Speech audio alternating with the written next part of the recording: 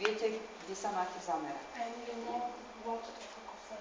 You see when you go here, Áno. you see the belly? Vidíte? So this is what you wanna look in the beginning, you know. You see how the organs move.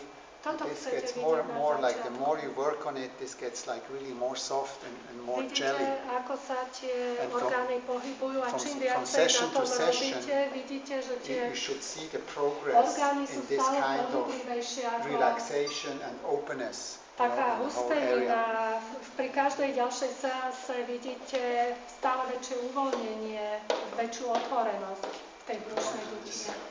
Potom máme ešte takúto vaľkanie. Ako? Vaľkanie.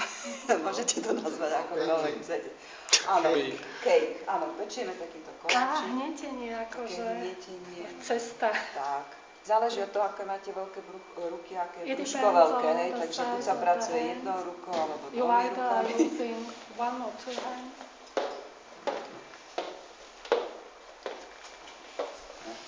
And then we work on the small intestine, going along.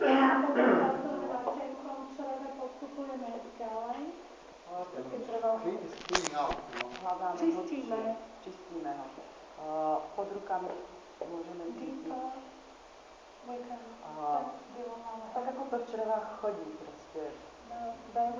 Buď tam cítite niečo tvrdšie, alebo cítite pohyb v tých črevách.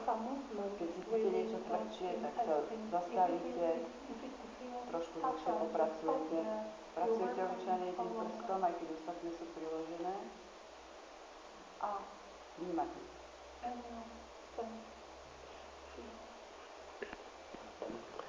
So then also we work with, the people with the sounds.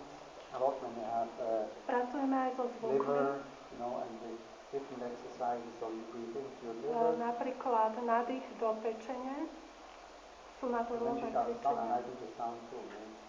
A urobíme obaja zvuk. Aj ona, aj ja. It's called pumping technique, where you pump on the liver.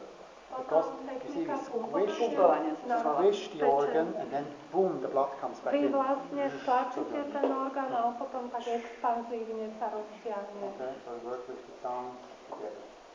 Okay.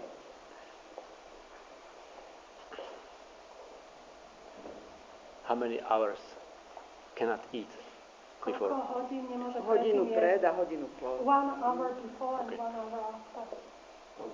So you see there are jednu pred a jednu po nemôže jesť. Samozrejme, že keď si dáte husaciu pečeniaku, tak to není dobré.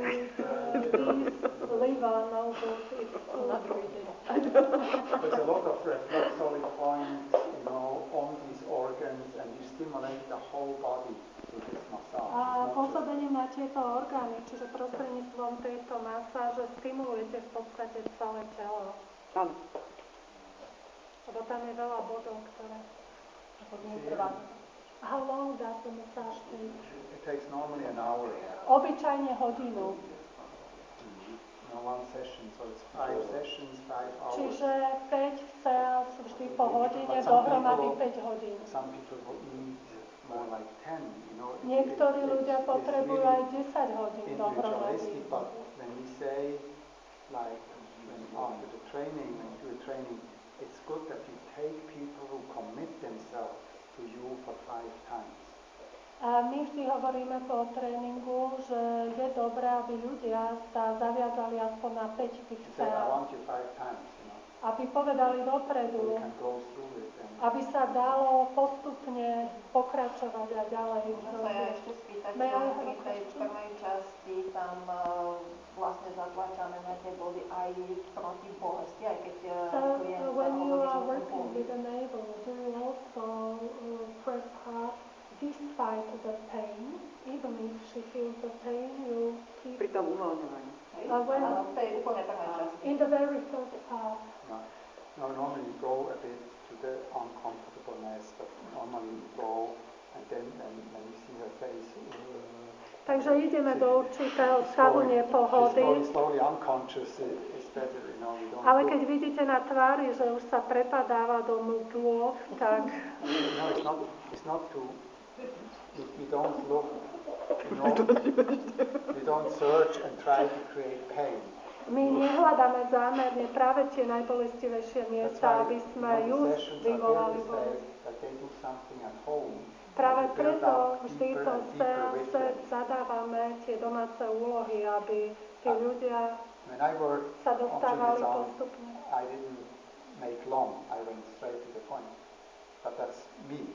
Ja som taký, že ja idem priamo na vec, ako priamo na ten bod. Ja ako to dlho nerobievam.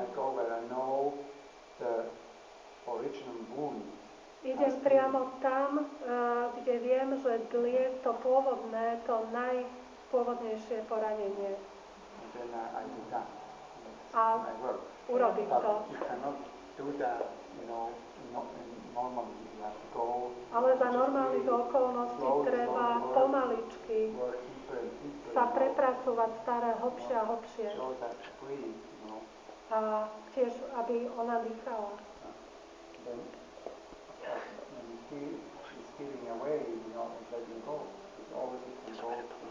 A keď vidíte, že poľavuje, tak vtedy viete, že môžete ísť ďalej.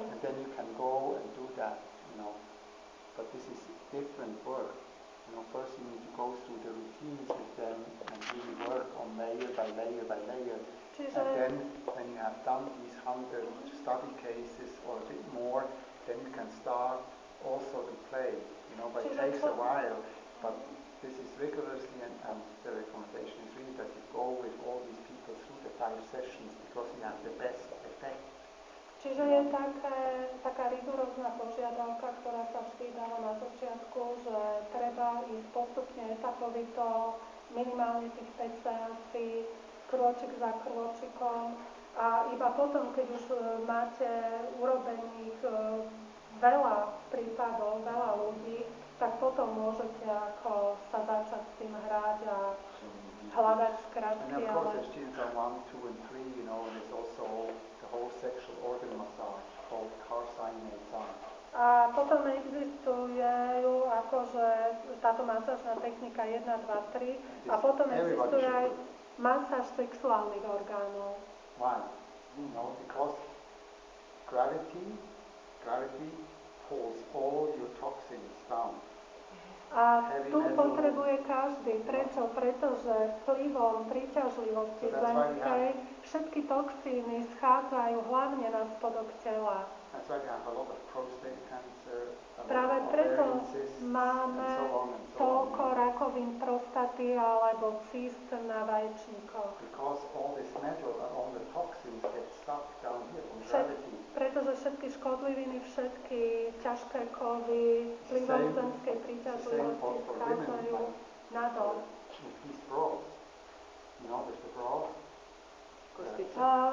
Tie na podprsenke. Zarezáva sa kostica na podprsenke a ide do lymfatického systému. Predtým, keď ženy nenosili také podprsenky, tak sa im prsia prirodzene natriasali. Moja dcera má teraz 14. Ale ja som jej hovoril, rob si vždy predtým, ako zalahneš do postele. Má plno rozvinuté prsia, človek vidí činči. Činči. Sexuálna energia. Ja sa snažím u nej vypestovať ten zvyk, aby si pravidelne masírovala prsia.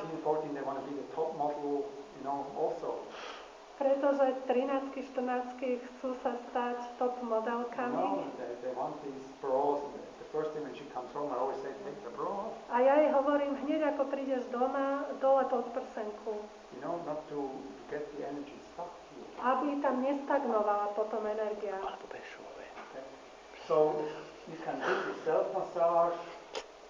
Takže môžete si robiť aj samomasáž. Also in these techniques. Psoas. Driekovi. And all this.